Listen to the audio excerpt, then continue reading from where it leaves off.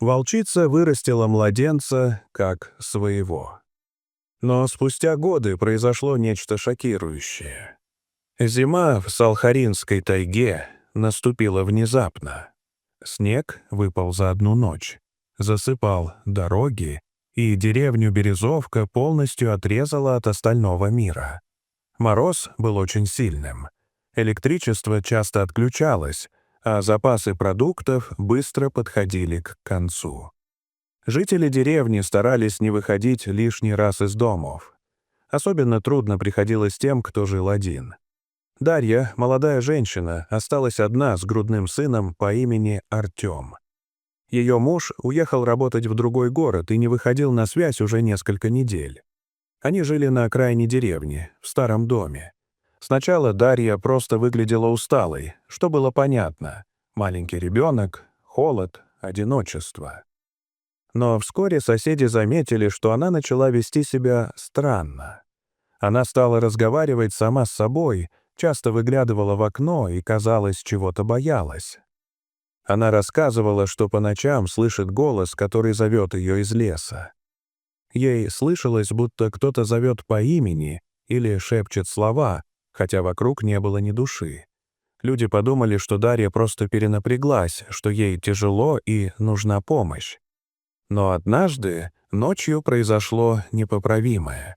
Дарья завернула Артема в одеяло, накинула куртку и босиком вышла из дома. Она направилась прямо в сторону леса. Камера видеонаблюдения, установленная на складе, зафиксировала, как она идет по заснеженной тропе, а потом исчезает в белой мгле. Больше ее никто не видел до следующего дня. Утром люди начали поиски. Они нашли на снегу следы. Сначала 2 ряда — Дарьи и ребенка, потом только 1. Через какое-то расстояние — кровь, одеяло и отпечатки маленьких рук. Ребенка рядом не было. Люди поняли, что он пропал. Позже саму Дарью нашли в нескольких километрах от деревни. Она была жива, но обморожена. Она не помнила, как оказалась там, только повторяла: «Белый зверь. Он унес его». Оказалось, ребенка действительно нашел зверь, но не медведь, как часто рассказывают в легендах, а волк. Большой, мощный, с серой шерстью. В этих краях его знали как Пепельного. Это был волк-одиночка, которого редко кто видел, но все уважали. Старики говорили, что он потерял своих детенышей весной, когда поводок разрушил его логово. С тех пор он жил один, без стаи, и часто появлялся возле ручьев и горных троп. Когда он набрел на малыша, тот уже почти не плакал. Он был замерзший, едва дышал. Волк поднес морду, принюхался, почувствовал запах крови, молока и слабого человеческого тепла. И вместо того, чтобы уйти или сделать то, что сделал бы любой хищник, он поступил иначе. Он осторожно завернул ребенка в одеяло и понес его в свою пещеру в скалах. В этой пещере, среди мха и сухой травы, волк положил Артема и лег рядом, чтобы согреть его. Он не уходил далеко, приносил в пасти снег, чтобы тот таял, и ребенок мог пить. Он собирал сухие листья, устраивал гнездо, как если бы это был один из его щенков. Волк не знал, зачем делает все это. Он просто чувствовал, что должен защищать этого ребенка. Через несколько дней Пепельный вышел из леса и появился у кромки деревни. Он шел осторожно, не прячась. В пасти у него был Артем, завернутый в одеяло. Волк подошел ближе и положил малыша на снег. Люди сначала испугались, но когда увидели, что он не проявляет агрессии, не рычит, а наоборот, словно что-то передает, они замерли. Дарья подбежала первой, схватила ребенка. Он был жив.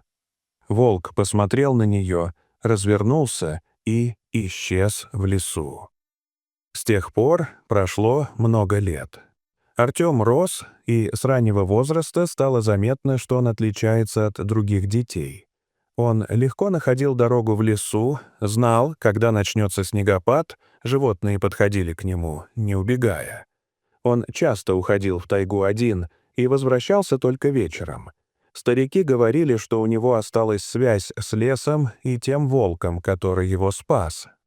Когда Артему исполнилось 12 лет, в тайге начали появляться браконьеры.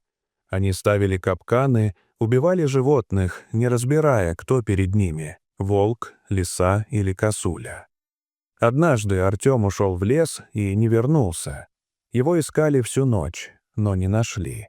Он вернулся сам через 2 дня, усталый, грязный, с порезами на руках. Он рассказал, что нашел пепельного, попавшего в огромный железный капкан. Волк был старый и уже почти не сопротивлялся. Артем пытался открыть капкан, когда услышал голоса. К ним шли браконьеры. Из леса неожиданно выбежал другой волк, молодой и крупный, и отвлек их. Артем тем временем сумел освободить пепельного. Волк поднялся и ушел в чащу. Это была их последняя встреча. С тех пор Артем начал жить иначе. Он построил маленький деревянный домик у опушки и начал учить местных детей. Он рассказывал им, как различать следы животных, как не бояться леса и понимать его сигналы. Он говорил, что лес — это не просто деревья, а живое существо, которому тоже нужна защита. Через несколько лет появилась новая угроза. Большая строительная компания купила землю недалеко от гор. Они хотели вырубить часть леса и построить карьер. Вода в реке стала мутной, деревья начали желтеть, в поселке участились болезни. Артем собрал людей. Он рассказал им, что когда-то этот лес его спас, и что теперь очередь за ними. Он повел их в самую глубину тайги, показал ту пещеру, где его согревал волк. Люди слушали, молчали, а ночью над горами поднялась сильная буря. Снег завалил дорогу, техника замерзла. Утром строители собрали вещи и уехали. В память о пепельном Артем поставил у скалы камень. На нем не было слов, только отпечаток лапы. Прошли годы. Волки больше не приходили. Артем постарел, посидел. Но каждое утро он приходил к тому камню, садился рядом и просто сидел. Он знал, что лес живет. Он не забывает. И если кто-нибудь когда-нибудь услышит вой среди ночи, не стоит пугаться. Это не угроза.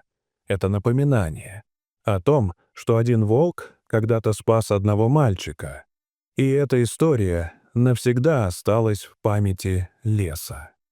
Дорогие зрители, что вы думаете об этой истории? Расскажите, пожалуйста, в комментариях. А если вам понравилось это видео, то ставьте лайк и подписывайтесь на наш канал. До свидания.